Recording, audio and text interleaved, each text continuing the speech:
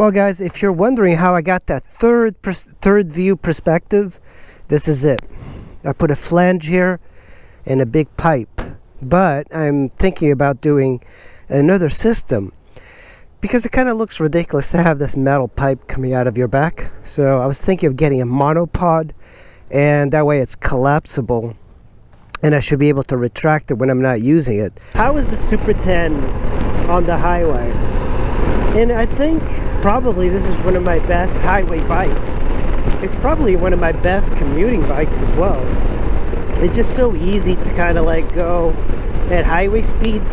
Well, I think one thing I don't like is that this bike is so comfortable that it lets you do over the speed limit all the time in very great comfort, and I've always thought that was a bad idea because I've gotten in trouble with sport touring machines because they're so fast but they feel so slow. Not slow, but like it doesn't feel like you're going that speed limit.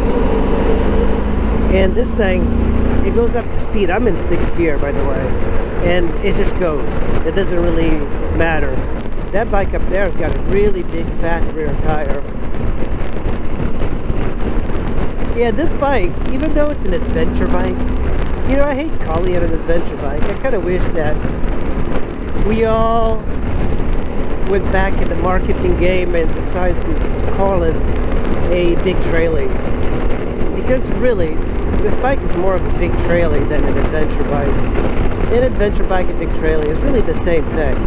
I think Honda really started the whole adventure sports thing with the Africa Twin. They even wrote it on the side. But I think the GS, the BMW GS, kind of had a they were getting sloppy. You know, they were the only game in town for a while, and now all of a sudden, boom, tons of adventure bikes because people love the idea of going on adventures, even when they're going to Starbucks.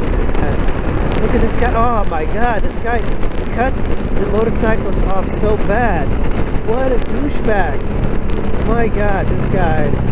Sorry, man, that was really nasty of this guy. Man, this is why DC is so horrible. It's these douchebags that are so self-entitled. Look at that, hitting his brakes on like a mild corner. And douchebag was exiting on this right side, and then he remembered that he's gonna go left. God, he's an idiot. Holy shit, that guy's going, what? God damn, these people are just so aggressive. I have no idea what is wrong with these people. Look at this. It's so disgusting. You know, even in this sort of traffic where it's bumper to bumper but moving, this bike is really good. Like, it's so comfortable. And in the winter it actually feels a little bit better than in the summer. One of the things that you're gonna realize about this bike, because of its very large motor, because of having the radiator on the left side, you're basically, this diesel truck smells, you're basically getting really hot in the summer. And I've had that happen a lot with sport touring bikes. It's like they're so massive. My ST1300 just blew so much heat. I think that's the only way of really destroying a Yamaha Super Tenere is, like, it won't break. You will break it if you hit a tree or a car. That's the only way to really destroy a Yamaha Super Tenere. You know, it's not like you're going to be riding around and your shaft drive like just collapses or your frame breaks. What will happen is that it's going to be a crash damage. But if you ride conservatively, you're not going to have crash damage. I think that's really the only way a Yamaha Super Tenere will break, is by you crashing it into like a school bus or something. There goes the douchebag on the right lane. Today, I saw a guy cut off a motorcycle so close just to get ahead of him. And he had his exit right up front, so I don't know why people are in such a hurry, because I think because the roads are mostly empty, they feel like they can go faster, so they do. I don't know, I think that's the goal, but this is the backup to get off of the exit route. What people are doing, they're just going up like one exit and they're trying their luck getting right back onto 495. But I think I'm just going to take some back roads. All right.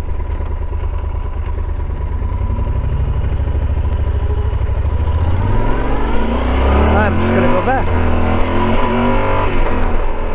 Jesus, this thing is jumping. Well, I'm stuck in traffic everywhere I go. Well, sometimes the best solution is just to reverse it completely, 180, and now I'm going south on 495. I can't go north. Apparently people going north on this PG side are just complete morons that just cannot, they just drive so aggressively. So I'm going to go either on 295 or maybe 495. It's just incredible. Just looking at this van in front of me, and I'm thinking about the whole, it used to be that these vans were bought by kidnappers and construction guys and pedophiles, and now there's the whole sleuth of guys who use their vans to live in, and those are the new ones. Those are the ones I really like.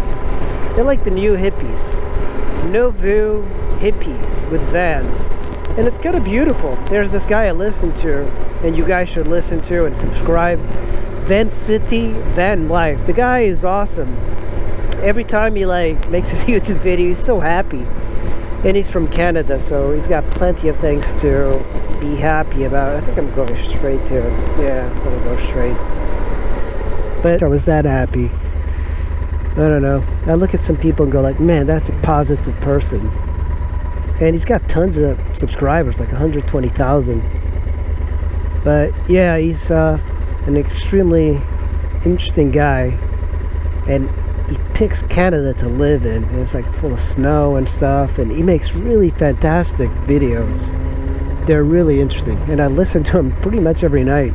Find a way out of this disgusting backed up traffic area of 495. It's not great because you see all the traffic. This means that you have to cover your brakes. And people around here, this is probably like one of the poorest areas in the entire DMV. That Volkswagen guy is really impatient. Beautiful thing about an ADV bike is that you don't have to slow down for speed bumps. That's amazing. Nobody ever talks about how awesome that is. It's like, oh yeah, you got these speed bumps. You know, you see cars like slow down to a crawl. Nope. On these bikes, oh man, what speed bumps. It really is quite amazing. It's like I'm not trying to be an asshole, but I'm also not slowing down.